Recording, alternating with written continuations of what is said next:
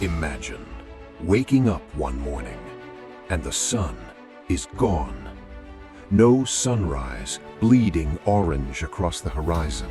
No golden light cutting through your curtains. No warmth on your face. Just darkness. Deep, absolute, unbroken darkness. At first, it feels familiar, like any other night. You check your phone. You glance at the clock. Something feels off. Minutes pass and nothing changes. No pale glow creeping across the sky. No birds beginning their morning song. No sign, not even a whisper, that the sun is on its way. What would really happen if the sun disappeared for just one day? Here's the terrifying part. In the very first moments after the sun vanishes, absolutely nothing seems wrong. Because light doesn't teleport, it travels at 300,000 kilometers per second, and it takes precisely 8 minutes and 20 seconds to cross the 150 million kilometers between the sun and Earth. So for those 8 minutes, the world carries on, completely unaware. People walk their dogs in the morning light, children head to school, coffee brews, engines start, lives move forward. The sunlight you're seeing right now, it left the sun before it disappeared. You are looking at a ghost, the last light of a dying star. And then the clock runs out. It doesn't fade, it doesn't dim gradually. One moment there is light, the next, nothing. The entire planet is swallowed by night in an instant. Every continent, every ocean, every city and village and open field, all of it gone dark at once. The sky turns a black so deep it looks solid. Stars pour into view, stars we've never seen in daylight, blanketing the sky in cold, indifferent light.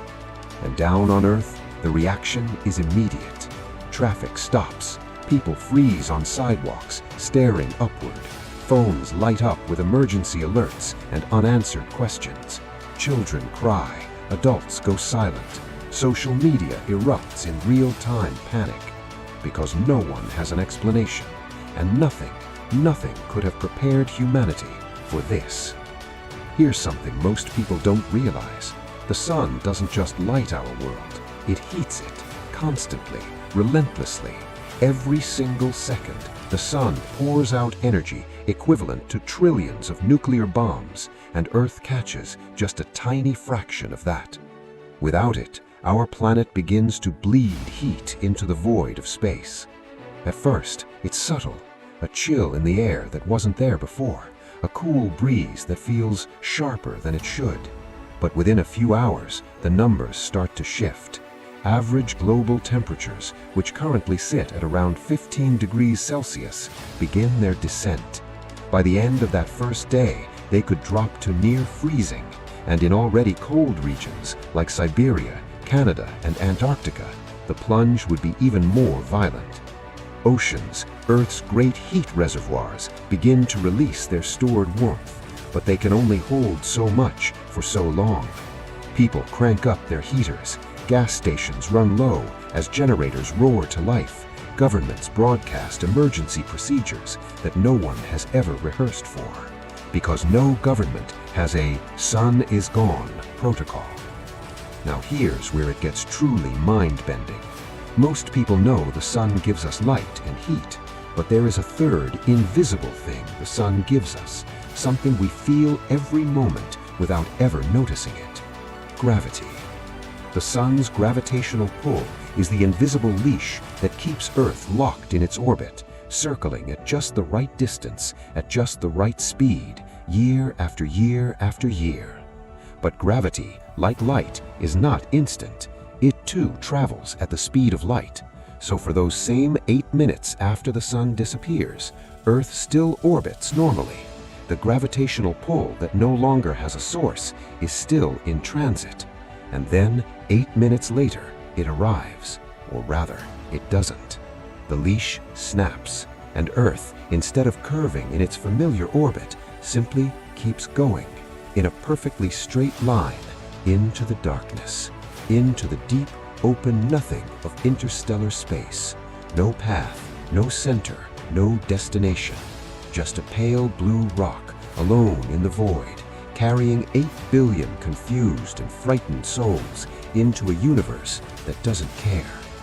The moon, still gravitationally bound to Earth, follows silently alongside, our oldest companion in the darkness, as lost as we are. Back on the surface, the collapse is already underway. Plants, which have been performing photosynthesis for billions of years, suddenly have nothing to work with. No sunlight means no photosynthesis. No photosynthesis means no glucose. No glucose means no energy, no life. Within hours, the most sensitive plants begin to wilt. Within a day, the entire foundation of Earth's food chain is beginning to crack. Animals, herbivores, deer, cattle, elephants, insects lose access to fresh vegetation. Carnivores lose their prey. And humans? We are not far removed from this chain as we like to think. Supermarket shelves don't refill themselves. Farms go dark, literally. Greenhouses lose their supplemental solar energy. Global food logistics, already fragile, begin to strain. Meanwhile, oxygen production from plants and marine algae slowly begins to taper off, and in the cities, the pressure mounts. Power grids, many of which rely on solar energy, begin to fail or overload. Heating demands spike beyond capacity. Hospitals fight to keep systems running. Panic doesn't arrive all at once. It spreads like the cold, slowly at first, then suddenly everywhere. Out over the oceans, something eerie is happening. The surface of the sea, normally warmed by 12 hours of daily sunlight, begins to skin over with ice, first in thin, fragile sheets, then in thickening slabs. The atmosphere, robbed of solar energy, begins to destabilize. Weather systems collapse, wind patterns dissolve. The jet streams that carry storms across continents slow and falter. No rain, no thunder, no warming fronts rolling in from the tropics, just a deep, descending silence, the silence of a world that has been switched off. This is no longer just an astronomical event. This is the end of normal. 24 hours later, after the longest night in human history, a sliver of light.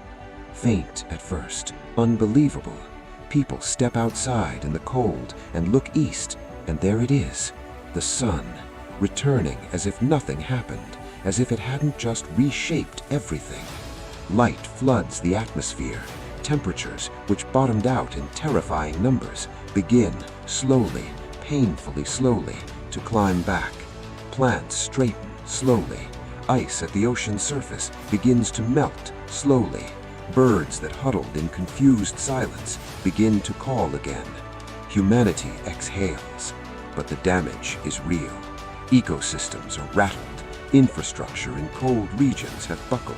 Food supplies are compromised. Millions have gone without heat in the dead of a sudden winter. Trust in governments, in institutions, in the permanence of tomorrow has been shaken to its foundation. We survived, but we are not the same. Here's the strange truth that a day like this would force upon us. The sun rises every morning, every single morning, without fail, for 4.6 billion years.